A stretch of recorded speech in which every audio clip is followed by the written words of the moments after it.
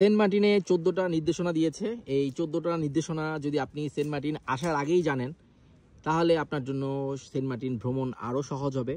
এখানের মধ্যে 1 নাম্বার নির্দেশনা হচ্ছে ওই প্লাস্টিক এগুলো ফেলবেন না। তারপরে পাখিকে খাবার খাওয়ানো যাবে না। তারপরে সমুদ্রের প্রবাল, শামুক, ঝিনুক এগুলো আপনি নিয়ে যেতে পারবেন না, সংগ্রহ করতে পারবেন না। তারপরে কাসিমের ডিম পাড়া স্থানে আপনি চলাফেরা করতে পারবেন না, রাতে আলো জ্বালাতে পারবেন না। তারপরে ফানুস উড়ানো যাবে না, মাইক বাজানো যাবে না, হইচই করা যাবে না, উচ্চ স্বরে গান বাজানো যাবে না। তারপরে হচ্ছে পানির ব্যবহার একটু সাশ্রয়ী হইতে হবে। জোয়ার ভাটা আর পাথরের উপর হাঁটা নিষেধ।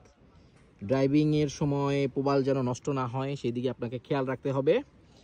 আর হচ্ছে মোটরসাইকেল চালানো যাবে না। তারপর আমি দেখতেছিলাম অনেক মোটরসাইকেল মানুষজন চালাচ্ছিল।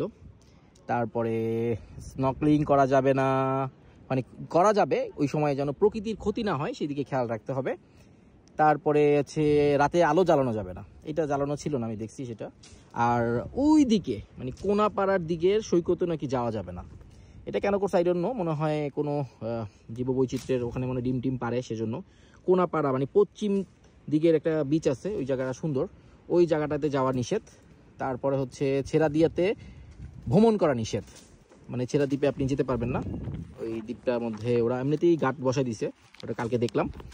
আর হচ্ছে আপনার দ্বীপের চতুর্পাশে মানে চারোদিকে মানুষ অনেক সময় বোট দিয়ে ঘোরাঘুরি করে, সেটা করা যাবে না। আর সেন্ট মার্টিনের দ্বীপের প্রতিবেশের উপর ক্ষতিকর যে কোনো কাজ, ওই একটা লাইন দিয়ে, লাস্টের একটা লাইন দিয়ে কিন্তু পুরোটাই বুঝাই দিছে। তো এই 14টা লাগতো না, তারপর উল্লেখ করে দিছে। তো এই ছিল সেন্ট মার্টিনের জীববৈচিত্র্য সংরক্ষণের 14টা পয়েন্ট। এই পয়েন্টগুলো যদি আপনারা জেনেই আসেন তাহলে আপনাদের সেন্ট মার্টিন ভ্রমণ আরও সহজ এবং সুন্দর হবে।